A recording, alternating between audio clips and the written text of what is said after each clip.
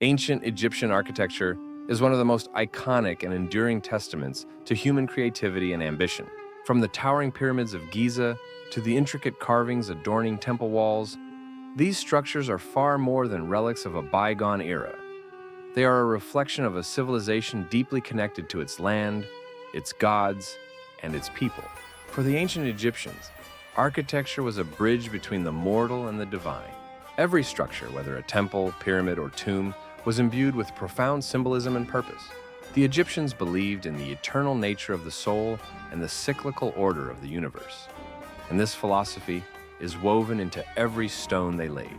Their buildings were not just places of worship or burial, but sanctuaries of order, meant to preserve harmony and ensure the favor of the gods. One of the most remarkable aspects of ancient Egyptian architecture is its scale. The sheer size of these structures has left historians and architects in awe for centuries. The Great Pyramid of Giza, for instance, remained the tallest man-made structure on Earth for over 3,800 years. But the grandeur of these monuments is not their only remarkable feature. Their precision and durability speak to the incredible skill and ingenuity of their builders. Temples, in particular, played a central role in Egyptian society.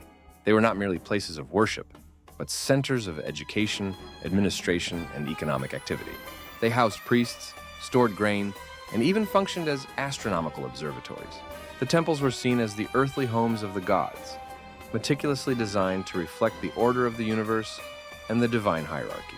The story of ancient Egyptian architecture begins in the early dynastic period when the foundations of their architectural style were first laid. During this time, the Egyptians constructed mastabas, rectangular, flat-roofed structures used as tombs for the elite.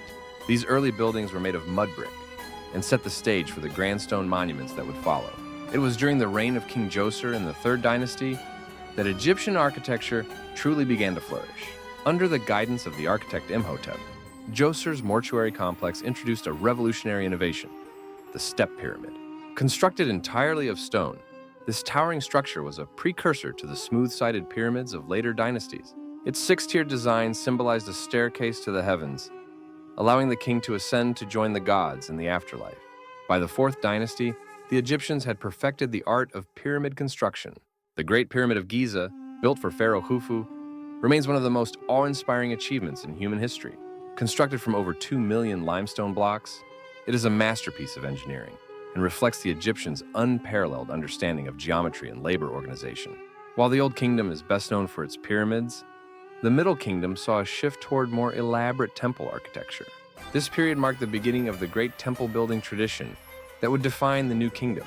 Temples like Karnak and Luxor became monumental centers of worship, with towering columns, sprawling courtyards, and intricate carvings celebrating the gods and the pharaohs who built them. Egyptian temples were designed as sacred spaces that mirrored the cosmos and reflected the Egyptians' religious beliefs. The layout of a typical temple followed a clear and symbolic progression from the outer world to the inner sanctum, where the deity resided. This progression represented the journey from chaos to order, a central theme in Egyptian cosmology. At the entrance of every temple stood massive pylons, or monumental gateways, which symbolized the horizon. Decorated with reliefs depicting the pharaoh's victories and divine connection, these pylons were designed to awe visitors and establish the temple's sacred authority. Beyond the pylons lay the open courtyards, accessible to the public during festivals. These spaces were often surrounded by columns and featured altars where offerings could be made. The openness of the courtyards contrasted with the increasingly restricted and sacred areas deeper within the temple. The hypostyle hall was a grand roofed chamber supported by massive columns. These columns, often decorated with carvings of lotus, papyrus, and palm motifs, represented the primeval swamp from which creation emerged. The scale and craftsmanship of these halls, such as the Great Hypostyle Hall at Karnak, are unparalleled. At the heart of the temple was the sanctuary, the most sacred space where the statue of the deity was housed. Only the highest-ranking priests and the pharaoh were allowed to enter this inner sanctum.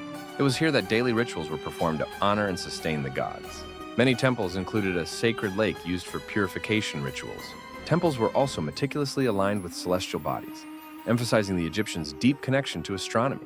For example, the temple of Abu Simbel was constructed so that twice a year, sunlight would illuminate its inner sanctuary. Karnak, located near Luxor, is the largest religious complex ever built. Dedicated primarily to Amun-Ra, It features an awe-inspiring hypostyle hall with 134 massive columns. Karnak was not just a temple, but a sprawling city of worship, continuously expanded by successive pharaohs over centuries. Connected to Karnak by the Avenue of Sphinxes, Luxor Temple played a central role in the Apet Festival, a grand celebration of renewal and divine power. Its elegant design and harmonious proportions reflect the artistic achievements of the New Kingdom. The mortuary temple of Hatshepsut, located at Deir el-Bahari, is a masterpiece of architectural harmony. Built into a cliff, its terraces and colonnades blend seamlessly with the natural landscape. The temple celebrates Hatshepsut's reign and her divine relationship with the gods. Built by Ramses II, Abu Simbel's colossal statues and intricate carvings showcase the grandeur of Egyptian architecture. The temple's alignment with the sun, illuminating its inner sanctuary twice a year, reflects the Egyptians' advanced understanding of astronomy and engineering. The Temple of Edfu, dedicated to Horus, and the Temple of Dendera, dedicated to Hathor, are among the best preserved temples in Egypt. Edfu's detailed inscriptions provide insights into ancient rituals, while Dendera's ceiling features an exquisite depiction of the zodiac. The construction of ancient Egyptian monuments was a feat of ingenuity and labor. Workers quarried massive stone blocks, transported them using sledges and ramps, and assembled them with incredible precision. Tools made of copper and later bronze were used for carving, while leveling tools ensured stability. The organization of labor, often involving thousands of skilled workers, was a testament to the administrative capabilities of the pharaohs. Temples were vibrant centers of religious activity. Priests performed daily rituals, including washing the deity's statue, dressing it in fine linens, and presenting offerings of food and incense. Temples also hosted grand festivals, such as the Apet Festival, which involved processions, feasts, and ceremonies to renew the divine order. These rituals were not just acts of devotion, but were believed to maintain the cosmic balance, ensuring prosperity and stability for the entire kingdom. The socio-political role of temples extended beyond religion. They were centers of economic activity, controlling vast tracts of land and resources. Temples employed thousands of people, from priests and scribes to laborers and artisans.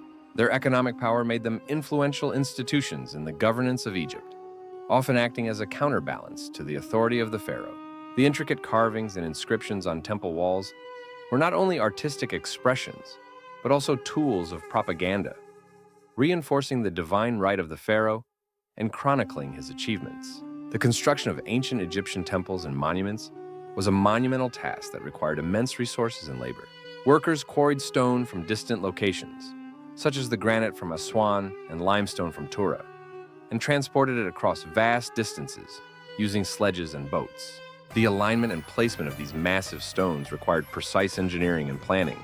Recent studies suggest that workers used a combination of ramps and counterweights to move and position these blocks, a testament to their ingenuity and understanding of physics. The workers who built these structures were highly skilled and organized. Contrary to earlier beliefs that the pyramids and temples were built by slaves, recent archaeological evidence indicates that the workforce consisted of paid laborers who lived in well-organized communities near the construction sites. These workers were provided with food, shelter, and medical care, reflecting the importance of their role in society. The lives of these workers were intertwined with the religious and cultural significance of the monuments they built, as they believed their efforts contributed to the eternal legacy of their civilization. Color and symbolism played a crucial role in ancient Egyptian art and architecture. Temples and tombs were originally adorned with vibrant paintings and carvings, bringing their walls to life with scenes of gods, pharaohs, and daily life. The use of color was highly symbolic. Blue and gold represented divinity and eternity, green symbolized fertility and rebirth, and red denoted energy and power. These colors were not merely decorative, but served to convey deeper spiritual meanings, enhancing the sacred atmosphere of these spaces. The Temple of Kam Ambo, dedicated to both Sobek and Horus, is a unique example of dual devotion in Egyptian architecture.